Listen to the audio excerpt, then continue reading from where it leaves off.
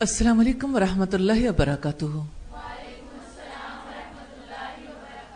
کیا حال آپ لوگوں کے؟ الحمد للہ رب العالمین۔ نحمدہ ونصلی علی رسولہ الکریم، اما بعد فاعوذ باللہ من الشیطان الرجیم، بسم اللہ الرحمن الرحیم۔ رب اشرح لی صدری ویسر لی امری واحلل عقدۃ من لسانی یفقہوا قولی۔ کچھ سفر فرض کا درجہ رکھتے ہیں، اس لیے نبی صلی اللہ علیہ وسلم نے سفر کے احکام و آداب کا خاص خیال رکھا اور اس کی تعلیم دی ہے۔ آداب سفر میں سے کچھ سفر سے پہلے کے معاملات ہیں، کچھ دوران سفر اور کچھ چیزیں واپسی سے متعلق ہیں۔ ہم ان تینوں حوالوں سے ہی آداب سفر کو دیکھیں گے۔ پہلی قسم کے آداب سفر شروع کرنے سے پہلے کے ہیں۔ پہلا ادب ہے سفر سے پہلے نیت کو خالص کر لیں۔ سفر کی تھکاوٹ اور اس کے لیے لگایا جانے والا مال انسان کے لیے حسن نیت کی وجہ سے باعث اجر بن جاتا ہے۔ یہ کتنی بڑی نعمت ہے رب تعالیٰ کی کہ آپ اپنی نیت کو خالص کر لیتے تو ہر چیز رب کی خاطر قبول کی جاتی۔ پھر جو مال لگتا ہے وہ بھی، جو محنت انسان کرتا ہے، جو ہمت، جو کوشش لگاتا ہے، سب کچھ اللہ تعالیٰ قبول فرماتے ہیں۔ بخاری کی 1295 نمبر پر، مسلم کی 1628 نمبر روایت میں سفر میں بعض عبادات مختصر کر دی جاتی ہیں لیکن اجر اسی طرح ملتا ہے۔ بخاری کی 2998 نمبر روایت۔ دوسرا ادب ہے اللہ تعالیٰ کی نافرمانی کے لیے سفر نہیں کرنا چاہیے۔ ایسے علاقوں کی طرف سفر کرنا جہاں سے بے حیائی اور برائی کے کام ہوتے ہوں تو انسان جس حرام کام سے دور ہوتا ہے اس کے قریب آ جاتا ہے۔ اسی طرح کافروں کے ملکوں کی طرف سفر کرنا ہے یا اللہ تعالیٰ کی حرام کردہ چیزوں کی خرید و فروخت کے لیے سفر کرنا۔ ایسے سفر ان کی تھکاوٹ اور ان پر لگایا جانے والا مال انسان کے گناہوں میں اضافے کا باعث بنتا ہے۔ یہاں خاص بات دیکھیے گا، کافروں کے ملکوں کی طرف سفر کرنا اجازت نہیں ہے کسی مسلمان کو جب تک کہ اس کی مجبوری نہ ہو۔ مجبوری کیا ہے؟ دین کی دعوت و تبلیغ۔ اسی طرح سے کوئی بزنس کے لیے جاتا ہے تو واپس لوٹ کے آنا ضروری ہے۔ کافروں کے دیس میں رہائش اختیار کرنے کی اجازت اسی کو ہے جو اللہ کے دین کی دعوت و تبلیغ کے لیے جاتا ہے یا جہاد فی سبیل اللہ کے لیے۔ اور اسی طرح سے کافر ملکوں کے اندر کوئی تعلیم کی غرض سے جا سکتا ہے لیکن واپس آنا ضروری ہے۔ اسی طرح کوئی علاج کی غرض سے جا سکتا ہے لیکن واپس آنا ضروری ہے۔ تیسرا ادب ہے سفر سے پہلے استخارہ کرنا چاہیے۔ استخارہ نبی صلی اللہ علیہ وسلم کی سنت اور بلند مرتبہ اسلامی ادب ہے۔ اسلام نے یہ ادب سکھایا ہے کہ ہر مباح کام سے پہلے اپنے رب سے خیر طلب کریں۔ استخارہ میں انسان اپنے علم کو اللہ تعالیٰ کے حوالے کرتا ہے، اس کا مضبوط سہارا تھامتا ہے، اس کی عبودیت کا اقرار کرتا ہے کیونکہ اللہ تعالیٰ کے ماں سوا کوئی خیر اور بھلائی کو نہیں جانتا۔ اللہ تعالیٰ کے سوا اور کوئی ایسا نہیں جو کاموں کے انجام کو جانتا ہو۔ اس میں توحید اور عبودیت کا اظہار ہے۔ اس ادب کو ملحوظ خاطر رکھنے کی وجہ سے انسان نافرمانی کے کاموں سے بچ جاتا ہے کیونکہ نافرمانی کے کاموں پر نہ صالح نیت کی جا سکتی ہے نہ خیر طلب کی جا سکتی ہے۔ بخاری کی 1162 نمبر روایت سے پتہ چلتا ہے۔ اور استخارہ کا تعلق خواب سے نہیں ہوتا، نہ ہی یہ ضروری ہوتا ہے کہ انسان کو فوری طور پر شرع صدر نصیب ہو جائے، لیکن ایک ہی دفعہ استخارہ کرنا کافی ہے۔ چوتھا ادب ہے سفر کے لیے مشورہ لینا چاہیے۔ اپنے عزیز و اقارب اور دوستوں سے مشورہ لینا مفید ہے، لیکن مشورہ اہل دین، محبت کرنے والے عقل مند لوگوں سے لینا چاہیے۔ جیسے عام حالات میں لوگ ایک دوسرے سے مشورہ لیتے ہیں، نہ پوچھنے والے کو پتا ہے نہ بتانے والے کو کسی کی خبر ہے، لوگ کہتے ہیں ہم نے مشورہ لے لیا۔ تو انسان سے مشورہ لینے اور دیوار سے مشورہ لینے میں کچھ تو فرق ہونا چاہیے. دیوار تو پھر نقصان نہیں دیتی، لیکن نادان دوست سب سے زیادہ نقصان دیتے ہیں، اس لیے عقل مند ہونا بہت زیادہ ضروری. ایک مسلمان کا دوسرے مسلمان پر حق ہے کہ وہ اخلاص اور سچائی کے ساتھ نصیحت کرے. مسلم کی 2162 نمبر روایت میں ہے.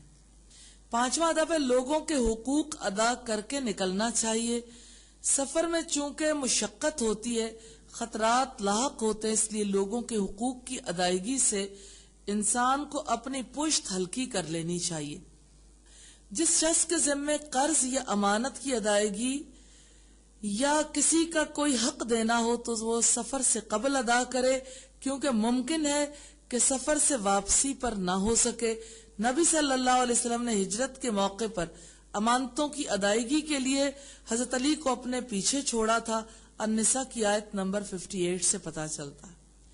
6واں ادب ہے سفر سے پہلے والدین سے اجازت لینی چاہیے.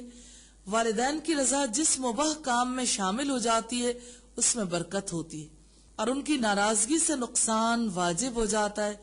والدین سے اجازت لینا ان کی طبیعت پر خوشگوار اثرات مرتب کرتا ہے. اسی طرح عورت کو اپنے شوہر سے، کسی بھی ذمہ داری پر مامور شخص کو اپنے نگران سے اور طالب علم کو اپنے استاد سے اجازت لینی چاہیے.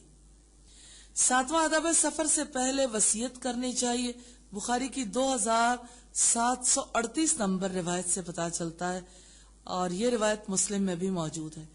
جب اپنے مقام پر رہتے ہوئے اسے وصیت کرنی ہے تو سفر میں اس کی ضرورت اور بھی بڑھ جاتی ہے. مومن کو اس بات کی حرص رکھنی چاہیے کہ اس سے ہر حقدار کو حق پہنچ جائے. 8واں ادب ہے سفر پر جانے سے پہلے اپنا قائم مقام بنا کر جانا چاہیے. ایک انسان جب سفر پر جاتا ہے تو زندگی کا پہیہ رکتا نہیں ہے، اس کے پیچھے بھی کام اسی طرح جاری رہتے ہیں. اس لیے ضرورت اس امر کی ہوتی ہے کہ پیچھے کے کاموں کا سلسلہ جاری رکھنے کے لیے قائم مقام بنایا جائے. یہ معاملہ گھر کے لیے بھی ہے. گھر میں جس کو قائم مقام بنایا جائے وہ ان کی ضروریات پوری کرے گا، ان کے معاملات اور ان کے دین کا خیال رکھے گا اور جانے والے کے پیچھے ہر طرح سے گھر والوں کا خیال رکھے گا. اسی طرح سے دیگر معاملات میں بھی ان کا خیال رکھنا ضروری ہے. اکثر لوگ اس ادب کا خیال نہیں رکھتے جسے نبی صلی اللہ علیہ وسلم اپنے زندگی میں برتتے تھے.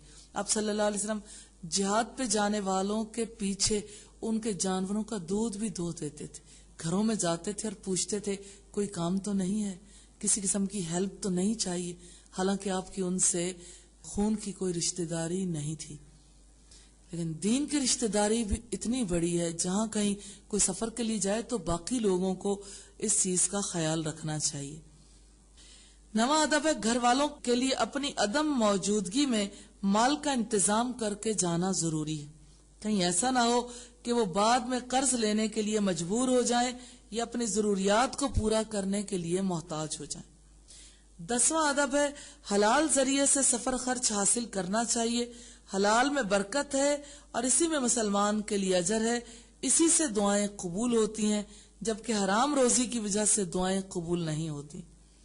مسلم کی 2346 نمبر روایت سے پتہ چلتا ہے مسافر اللہ کے قریب ہوتا ہے اور زیادہ ضرورت مند ہوتا ہے کہ اللہ سے جڑا رہے. اس کی دعائیں قبول ہوتی ہیں. حرام روزی کی وجہ سے کیسے دعائیں قبول ہو سکتی ہیں؟ 11واں ادب ہے ضرورت کے مطابق خرچ لے کر جانا چاہیے. سفر میں رہنے سہنے، کھانے پینے اور آمد و رفت کے لیے کافی سرمایے کی ضرورت ہوتی ہے. سفر خرچ کم ہو تو انسان مسائل میں مبتلا ہو سکتا ہے، اس لیے مناسب خرچ لے کر چلنا چاہیے. 12واں ادب ہے اگر ایک سے زائد بیویاں ہو تو ان کے درمیان قرعہ ڈالنا چاہیے کہ کس کو ساتھ لے کر جانا ہے. بخاری کی 2879 نمبر روایت سے ملتا ہے. یہ قرعہ اندازی ایک سے زائد بیویوں کے درمیان عدل کو قائم رکھتی ہے. سفر میں بیوی کو ساتھ لے جانے کی وجہ سے انسان بہت سی خرابیوں سے بچا رہتا ہے.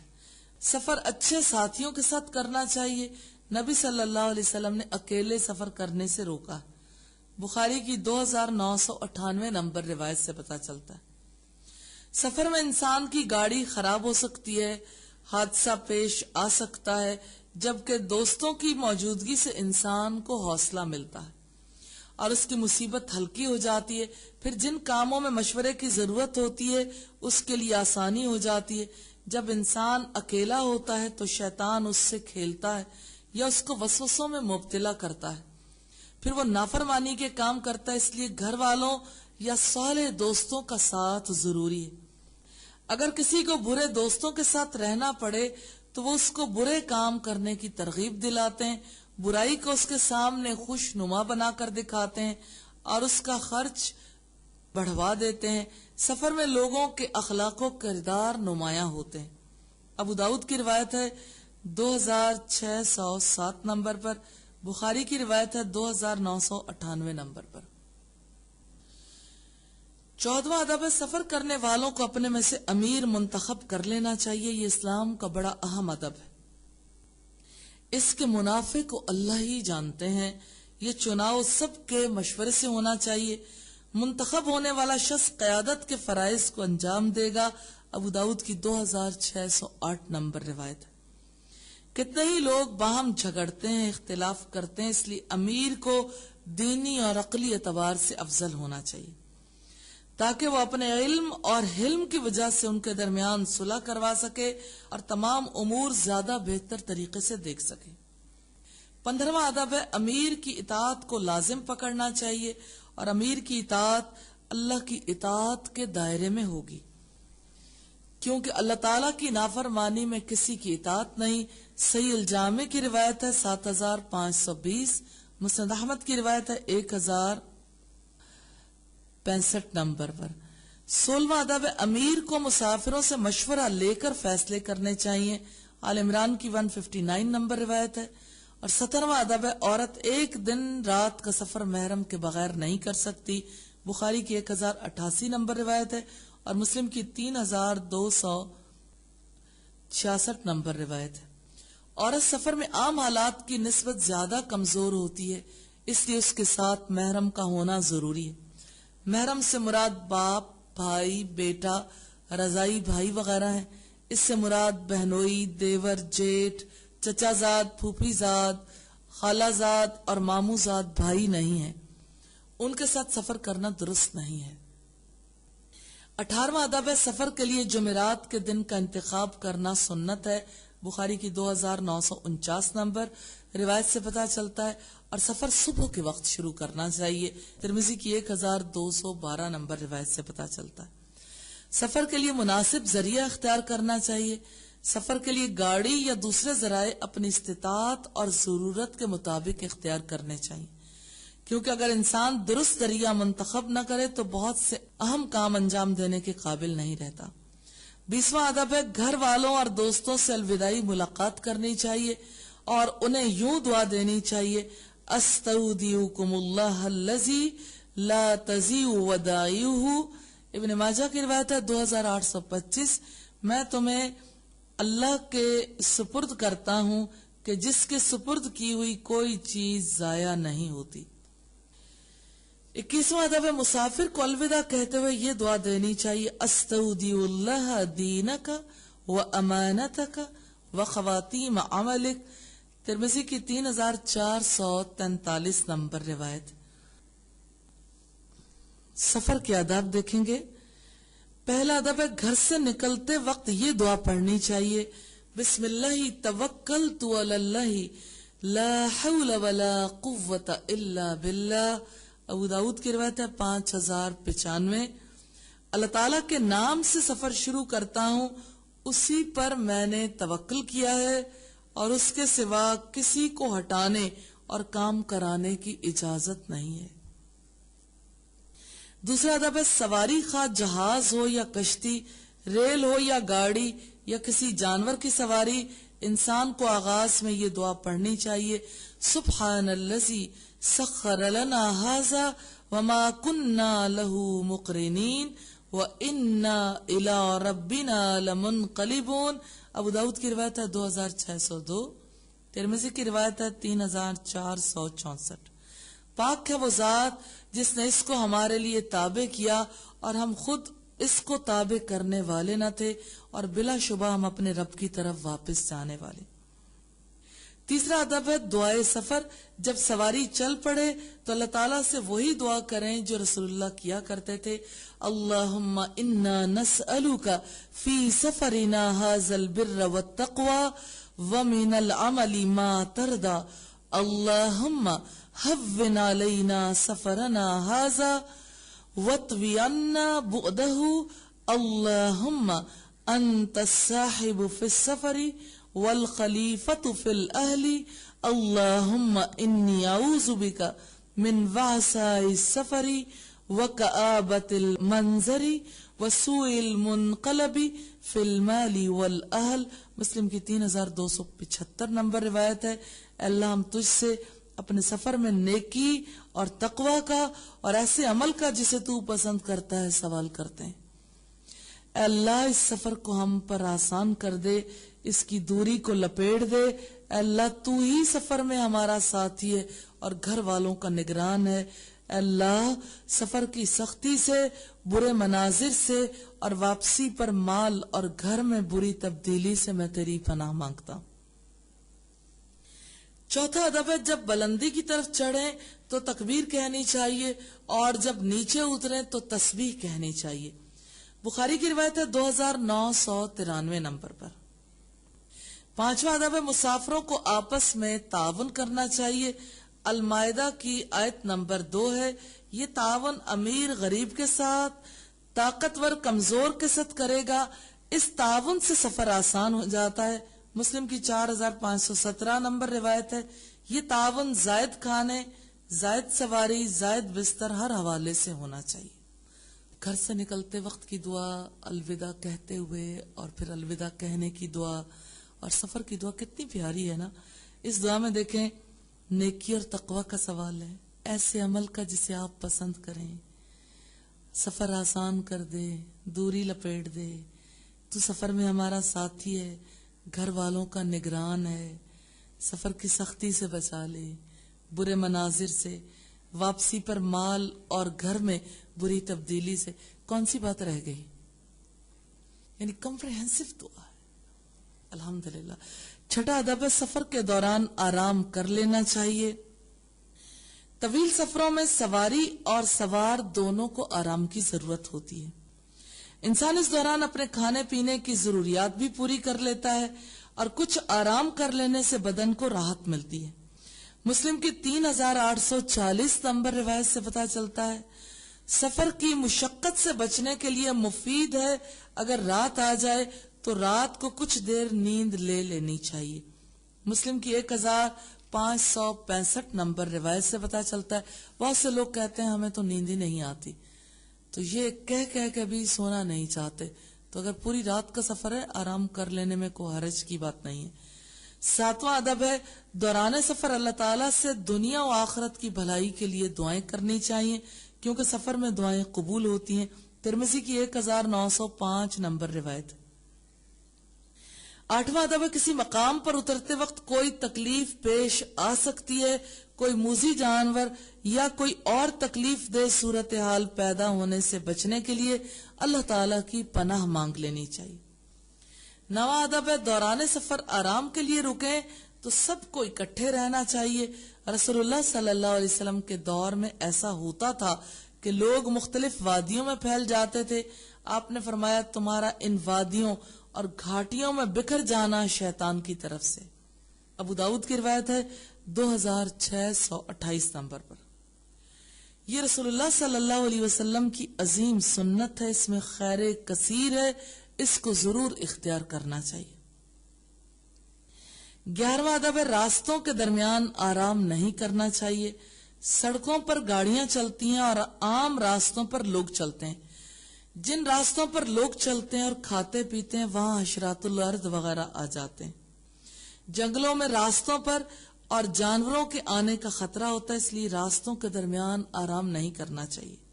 مسلم کی 3840، ابن ماجہ کی 329 نمبر روایت سے پتہ چلتا ہے۔ 12واں ادب ہے عام سفر رات کو کرنے چاہیے. اگر انسان ایسے سفر میں ہو کہ پیچھے گھر والوں کے لیے انتظام ہو، سفر کے لیے اچھی سواری میسر ہو اور گاڑی والے کی نظر میں خرابی نہ ہو تو رات کا سفر زیادہ مفید ہے. ابو داؤد کی روایت ہے 2571 نمبر پر.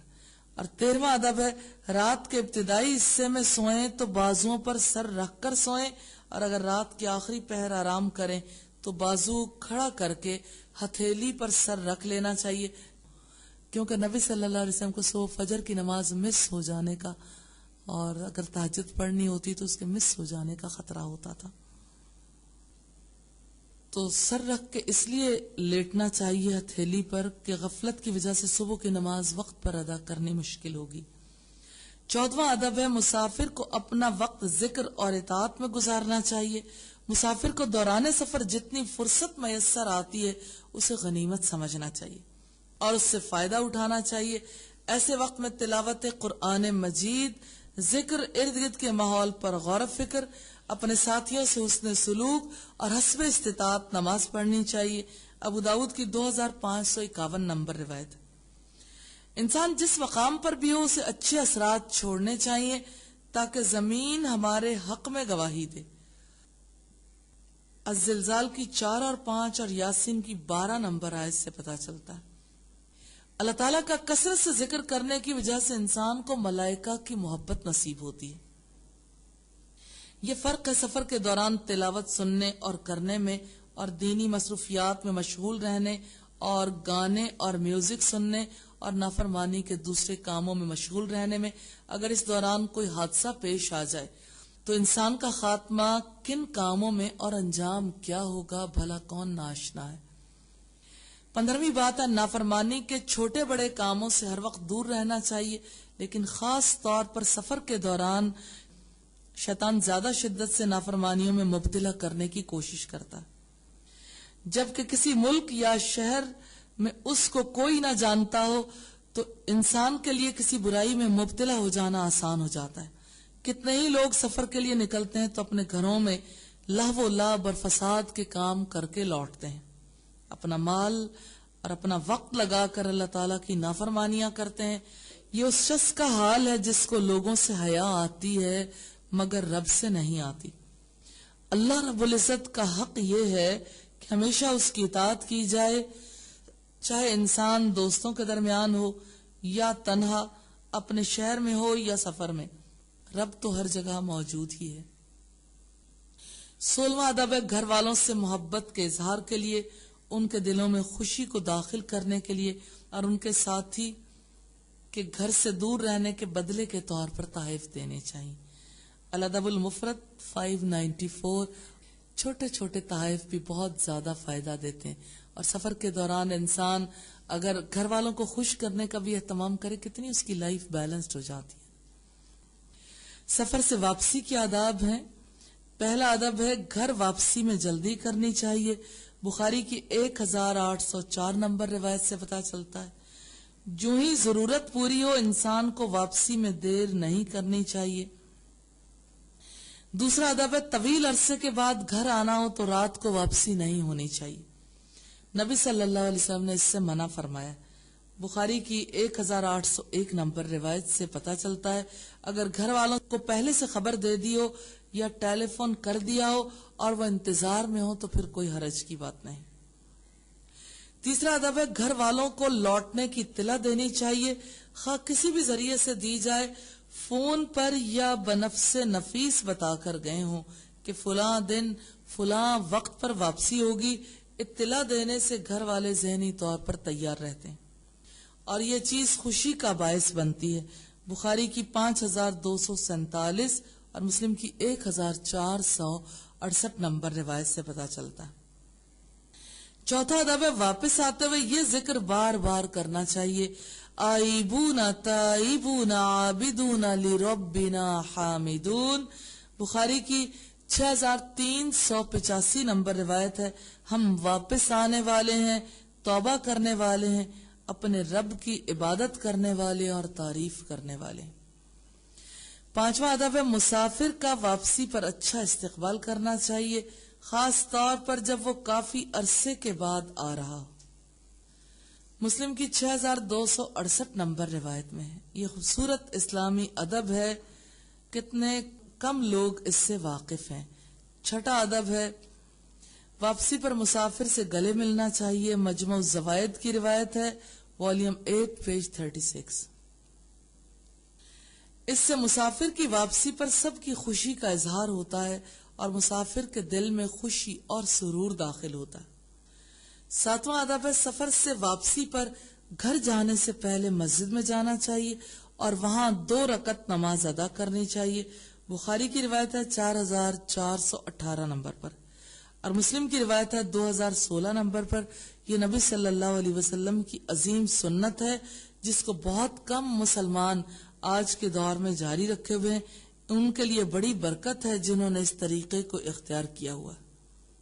8واں ادب ہے اگر کوئی طویل مدت کے بعد گھر آئے اور استطاعت ہو تو اسے اپنے گھر والوں اور پڑوسیوں کو بھی کھانے پر بلانا چاہیے۔ یہ بڑا اچھا عمل ہے۔ ایسے موقع پر جو خوشی اور رونق لوگوں کے چہروں پر نظر آتی اس نعمت پر شکریہ کے اظہار کے لیے کھانا کھلانا عمدہ عمل ہے۔ بخاری کی روایت ہے 3089۔ یہ عمل پڑوسیوں اور گھر والوں پر بہت اچھے اثرات مرتب کرتا ہے۔ یہ نبی صلی اللہ علیہ وسلم کی سنت ہے۔ خوشی کے آداب۔ خوشی اللہ تعالیٰ کا انعام ہے اور اس کا اظہار فطری امر ہے۔ زندگی میں ایسے مواقع پیش آتے رہتے ہیں جب انسان پر رب کی رحمت ہوتی ہے، جیسے علم، مال، شادی، تہوار، عیدین وغیرہ۔ اسلام خوشی کے اظہار کو تسلیم کرتا ہے لیکن توازن اختیار کرنے کا حکم دیتا ہے۔ خوشی کے آداب کے حوالے سے پہلی بات ہے خوشی کے موقع پر آپے سے باہر نہیں ہونا چاہیے۔ اللہ تعالیٰ نے جن لوگوں پر انعامات کیے ان کے 2 طرح کے رویے تھے۔ یا تو ان انعامات کو لوگ اپنی ذاتی قابلیت اور محنت کے ساتھ منسوب کرتے رہے اور انعام پر اطراحٹ میں مبتلا ہو گئے، یا انعام پر نیک لوگوں نے اللہ کا شکر ادا کیا۔ اسی کے حوالے سے اطراحٹ کی مثال ہم دیکھیں گے، قرآن مجید میں قارون سے اطراحٹ کی مثال دی گئی۔ قارون موسیٰ علیہ السلام کی قوم میں سے تھا، پھر وہ ان کے خلاف سرکش ہو گیا اور ہم نے اس کو اتنے خزانے دیے تھے کہ یقیناً ان کی چابیاں ایک طاقتور جماعت کو تھکا دیتی تھی۔ جبکہ اس کی قوم نے اسے کہا اتراؤ مت، یقیناً اللہ اترانے والوں کو پسند نہیں کرتا، اور جو کچھ اللہ نے تمہیں دیا ہے اس سے آخرت کا گھر تلاش کرو اور دنیا میں سے اپنے حصے کو نہ بھولو اور احسان کرو جیسا کہ اللہ نے تمہارے ساتھ احسان کیا ہے، اور زمین میں فساد کے طلبگار نہ بنو، یقیناً اللہ فساد کرنے والوں کو پسند نہیں کرتا۔ القصص کی آیات ہیں 76 سے 78 تک۔ شکر کی مثال پیغمبروں کے عمل سے دی گئی۔ حضرت ابو بکر رضی اللہ تعالی عنہ بیان کرتے ہیں کہ نبی صلی اللہ علیہ وسلم کے پاس جب کوئی خوشی کی خبر آتی یا آپ کو بشارت دی جاتی تو آپ اللہ کا شکر کرتے ہوئے سجدے میں گر جاتے تھے۔ ابو داؤد کی روایت ہے 2774 نمبر پر، ابن ماجہ کی روایت ہے 1394 نمبر پر۔ تو شکر کی مثال پیغمبروں سے لینی ہے۔ سجدہ شکر ادا کرنا یہ پیغمبروں کا عمل ہے، اور ہمیں یہ دیکھنے کی ضرورت ہے کہ سجدہ شکر کیسے کرنا چاہیے۔ اللہ سے دعا کرتے ہیں ہمیں سجدہ شکر کو سیکھنے کی بھی توفیق عطا فرمائے۔ دوسری بات ہے خوشی پر اللہ کے احسان کو پہچاننا اور شکر ادا کرنا چاہیے، سجدہ شکر ادا کرنا چاہیے۔ کعب بن مالک کی توبہ قبول ہوئی تو وہ سجدے میں گر گئے، مسلم کی روایت ہے 2769 نمبر پہ۔ اور خوشی میں کھانا کھلانا چاہیے۔ رسول اللہ نے سفر سے واپسی پر شکر ادا کرنے کے لیے لوگوں کو اونٹ یا گائے ذبح کر کے کھانا کھلایا۔ ابو داؤد کی روایت ہے 3747 نمبر پر۔ اسی طرح دف بجائی جا سکتی ہے۔ حضرت عائشہ سے روایت ہے کہ رسول اللہ صلی اللہ علیہ وسلم نے فرمایا نکاح کا اعلان کرو اور عقد نکاح مسجدوں میں باندھو اور دف بجاؤ۔ ابو داؤد کی روایت ہے 4922، ترمذی کی روایت والیوم 1 پیج 399، نسائی 3371، بخاری والیوم 8 پیج 137 اور اسی طرح والیوم 6 پیج 140، اور نسائی کی روایت ہے 3357 اور 3358۔ چھٹی بات ہے اسلامی تہوار منانے چاہیے۔ غیر مسلم قومیں جب تہوار مناتی ہیں تو اس موقع پر بدمست ہو جاتے ہیں، آوارگی کا مظاہرہ کرتے ہیں۔ مسلمانوں کے الگ تشخص کے لیے کافروں کے تہوار منانے سے روکا گیا ہے۔ کافروں کے تہوار کون سے ہیں؟ جیسے بسنت ہے، ویلنٹائن ڈے ہے، برتھ ڈے ہے، مدرس ڈے ہے، فادرس ڈے۔ دنیا پوری کو ایک ایسے کام پہ لگا دیا، ہر روز کسی نہ کسی کا ڈے ہوتا۔ تو آپ دیکھیں مثلا ماں کا دن ہے، بھلا کون سا دن ہے سال میں سے جو ماں کا ڈے نہیں ہوتا؟ ہر دن مدرس ڈے ہے۔ مسلمانوں کے لیے کوئی ڈے بھی ایسا نہیں جو فادرس ڈے نہ ہو۔ تو مسلمانوں کے لیے تو یہ سارے دن اہمیت کے حامل ہیں۔ تو اسلامی تہوار منانے چاہیے۔ ہمارے یہاں لوگ کیسے مناتے ہیں؟ ساری عید کی رات لہو و لعب کے کاموں میں گزار دیتے ہیں اکثر لوگ، اور صبح کے وقت سو جاتے ہیں۔ عید منانی ہی نہیں آتی کہ کیسے منانی چاہیے۔ اس لیے ضرورت ہے کہ ہم دیکھیں عید کیسے منائی جائے۔ نبی صلی اللہ علیہ وسلم کی حیات سے ہمیں عید کا پتہ چلتا ہے، اور آج ہم دیکھیں گے کہ عید پر آپ صلی اللہ علیہ وسلم کیا کیا کرتے تھے۔ چونکہ خوشی کا موقع ہے، مزہ، خوشی، عید اور شکر کا سجدہ، یہی چیزیں ہم دیکھیں گے انشاءاللہ۔ عید کے موقع پر عمدہ لباس پہننا، خوشبو لگانا، نماز ادا کرنا اور خوشی منانا رسول اللہ صلی اللہ علیہ وسلم کا اسوہ ہے۔ مسلم کی روایت ہے والیوم 2 پیج 609 پہ۔ 8واں ادب ہے جاہلیت کے طریقوں سے اجتناب کرنا چاہیے۔ اسلام یہ چاہتا ہے کہ خوشی کے موقع پر بھی انسان کا دل اللہ کی یاد سے غافل نہ رہے، اور انسان ایسے طریقے اختیار نہ کرے جن سے انسانی قدریں پامال ہوں۔ اس لیے ہر وہ طریقہ جن سے انسان اپنے رب کی یاد سے غافل ہو جاتا ہے اس پر پابندی عائد کی گئی ہے۔ سورہ لقمان کی آیت نمبر 6 سے ہمیں اس کا پتہ چلتا ہے۔ تو یہ بات بڑی قابل توجہ ہے کہ خوشی کیسے منانی چاہیے۔ اس کے لیے اصول یہ ہے کہ اللہ سے غافل نہیں ہونا، یعنی ہر ایسا طریقہ اختیار کیا جا سکتا ہے جس میں رب کی یاد مضمر ہو۔ دوسری بات یہ ہے کہ انسانی قدروں کو پامال نہیں کرنا، یعنی اللہ تعالیٰ کے نزدیک انسان کی بڑی ویلیو ہے، اس لیے کسی کا دل دکھانے والی بات، کسی کا مذاق اڑانے والی بات، کسی کو نیچا دکھانے والی بات یا کام نہیں ہونا چاہیے۔ تو اللہ تعالیٰ سے دعا کرتی ہوں کہ اللہ تعالیٰ ہمیں حقیقی خوشیاں اسی انداز میں منانے کی توفیق عطا فرمائے جیسے نبی صلی اللہ علیہ وسلم نے خوشیاں منائی تھیں۔ خوشی منانے کا ایک سلسلہ سجدہ شکر ہے۔ گفتگو کے آداب۔ گفتگو انسان کی پہچان ہے، انسان کو حیوان ناطق کہا جاتا ہے۔ رب العزت کا فرمان ہے الرحمن علم القرآن خلق الانسان علمہ البیان۔ رحمان نے انسان کو قرآن کی تعلیم دی، اس نے پیدا کیا اور اسے بولنا سکھایا۔ تو گفتگو رب کی بہت بڑی نعمت ہے۔ بولنا یہ انسان کا اعزاز ہے، اللہ نے اسے واضح طور پر بولنا سکھایا۔ اس لیے لازم ہے کہ اس معاملے میں آداب کا خیال رکھا جائے۔ ہر ایک چیز جو دل میں آ جائے اس کا بولنا مناسب نہیں ہے۔ گفتگو کے دوران انسان کو کچھ چیزوں سے اجتناب کرنا چاہیے، کچھ چیزوں کا خیال رکھنا چاہیے۔ پہلی بات ہے بات چیت میں حسن خلق اپنانا چاہیے۔ ام المومنین سیدہ عائشہ کا بیان ہے کہ میں نے رسول اللہ صلی اللہ علیہ وسلم سے سنا، آپ فرماتے تھے بلا شبہ مومن اپنے حسن خلق یعنی عمدہ عادات کی بنا پر روزہ دار شب زندہ دار کا درجہ حاصل کر لیتا ہے۔ ابو داؤد کی روایت ہے 4798 نمبر پر۔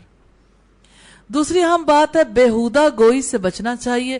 حضرت ابو سالبہ خشنی سے مروی ہے کہ جناب رسول اللہ صلی اللہ علیہ وسلم نے ارشاد فرمایا میرے نزدیک تم میں سب سے زیادہ محبوب اور آخرت میں مجھ سے سب سے زیادہ قریب اچھے اخلاق والے ہوں گے، اور میرے نزدیک تم میں سب سے زیادہ مبغوض اور آخرت میں زیادہ دور بد اخلاق، بیہودہ گو، پھیلا کر لمبی بات کرنے والے، جبڑا کھول کر بے تکلف بولنے والے ہوں گے۔ مسند احمد کی روایت ہے 17895 نمبر پہ۔ تو پہلی بات ہم نے دیکھی کہ گفتگو کے دوران حسن خلق اپنانا چاہیے، اور دوسری بات ہے بیہودہ گوئی سے بچنا چاہیے. بری بات نہیں کرنی، ایسی بات جو کسی کی دل شکنی کر دے. اور پھر گفتگو کے دوران منہ کھول کر ہنسنا اور بے تکلف بولنا، لمبی باتیں پھیلا پھیلا کر کرنا، یہ ناپسندیدہ امور میں سے. آپ جانتے ہیں جس وقت کوئی گفتگو کرے، لمبی بات کرے، انسان تھک جاتا ہے.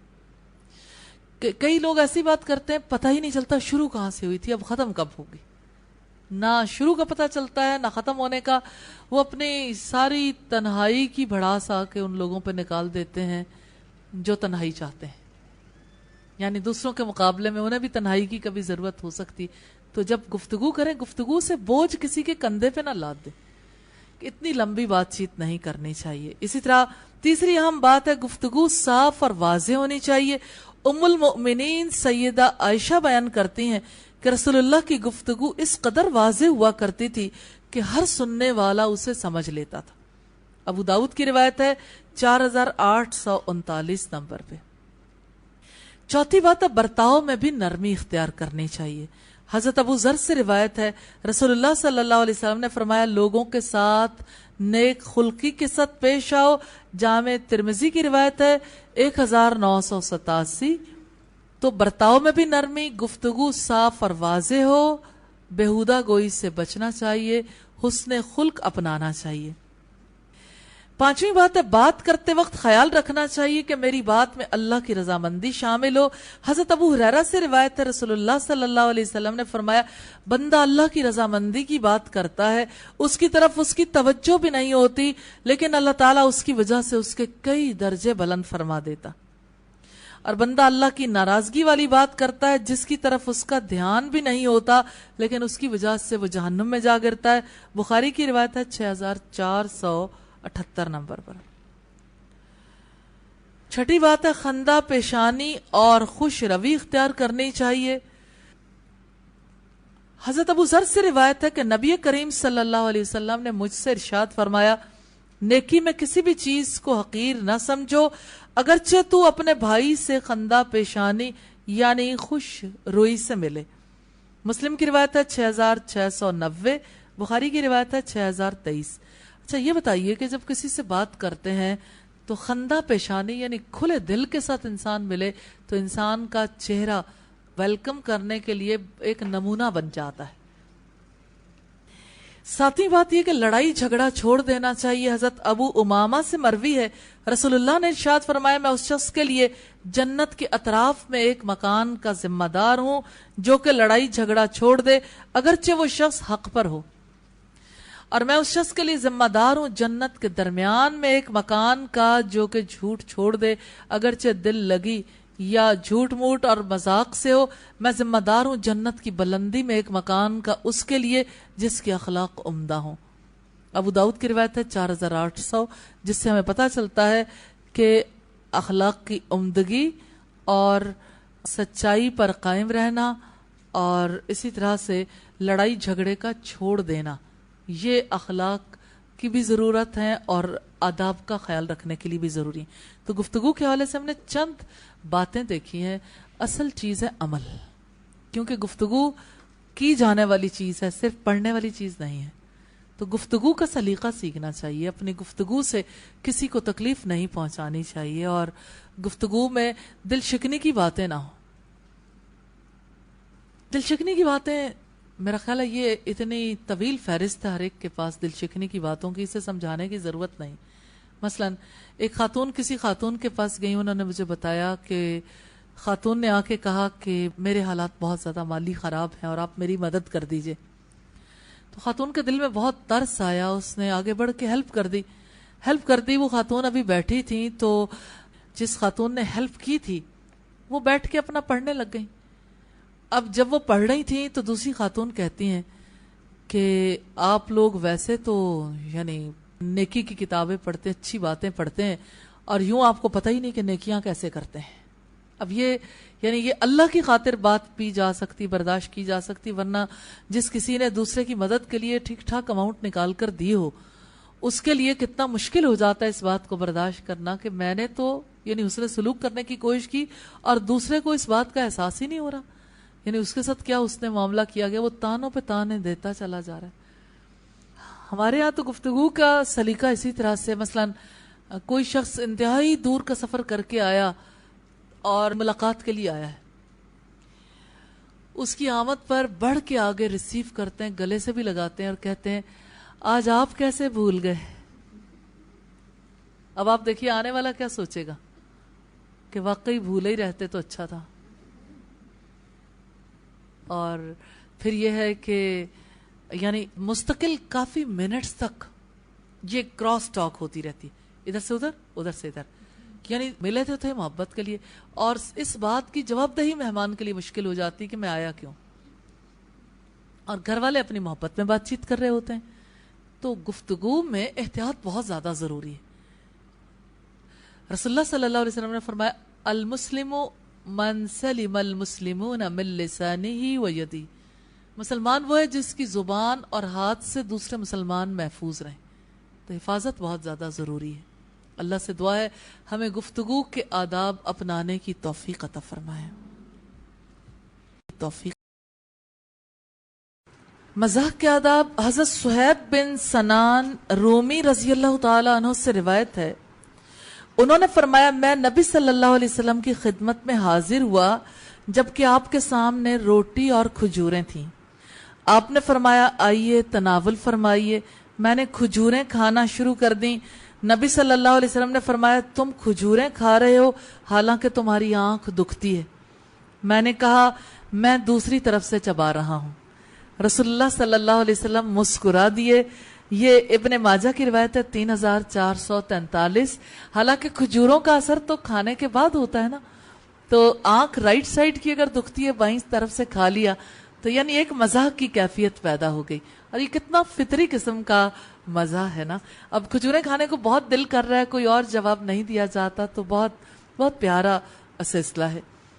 مزاح کے آداب کو پیش نظر رکھنا ضروری ہے. پہلی بات تو یہ کہ مذاق میں جھوٹ نہیں کہنا چاہیے. دوسری بات ہے بعض بن حکیم اپنے دادا سے روایت کرتے ہیں، انہوں نے کہا میں نے نبی صلی اللہ علیہ وسلم کو فرماتے ہوئے سنا خرابی ہے اس شخص کو کہ ایک ایسی بات کہتا ہے کہ اس کو سن کر قوم ہنستی ہے اور وہ بات جھوٹی ہوتی ہے. خرابی ہے اس کے لیے، خرابی ہے اس کے لیے، مراد ہلاکت اور بربادی ہے. ترمذی کی روایت ہے 2315. یعنی کسی کو ہنسانے کے لیے جھوٹی بات نہیں کہی جا سکتی. دوسری بات ہے خوش طبعی لائٹ ٹاک میں بھی سچ بات ہی کہنی چاہیے. حضرت ابو ہریرہ سے روایت ہے کہ ہم نے عرض کیا یا رسول اللہ آپ صلی اللہ علیہ وسلم یعنی آپ ہم سے خوش طبعی کرتے ہیں. آپ نے فرمایا میں نہیں کہتا مگر سچ بات. یعنی اگرچہ میں آپ کا دل لبھانے کی بات بھی کرتا ہوں اور ہلکی پھلکی باتیں بھی کرتا ہوں لیکن حق کے سوا کچھ نہیں کہتا.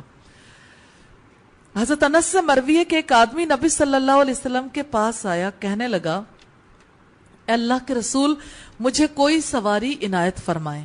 نبی صلی اللہ علیہ وسلم نے فرمایا ہم تجھے اونٹنی کا بچہ دیتے ہیں. وہ بولا میں اونٹنی کے بچے کا کیا کروں گا؟ اس پر نبی صلی اللہ علیہ وسلم نے فرمایا اونٹ کو بھی تو اونٹنی ہی جنم دیتی ہے. یعنی وہ اونٹنی کا بچہ ہی ہے نا، یعنی بڑا بھی ہو تب بھی بچہ ہی رہتا ہے. ابو داؤد کی روایت ہے 4998 نمبر پہ. تو یوں آپ صلی اللہ علیہ وسلم کے بارے میں ہم نے اگرچہ مختصر باتیں دیکھی لیکن بہرحال یہ ضرور پتا چلا کہ مزاح کیا جا سکتا ہے اور مزاح کرنے پر پابندی نہیں ہے، ناحق بات پر پابندی ہے اور برا رویہ اختیار کرنے پر یا جس کی وجہ سے دوسرے انسانوں کا دل دکھ جائے اس پر پابندی ہے. سبحانک اللہم و بحمدک نشہد ان لا الہ الا انت نستغفرک و نتوب الیک.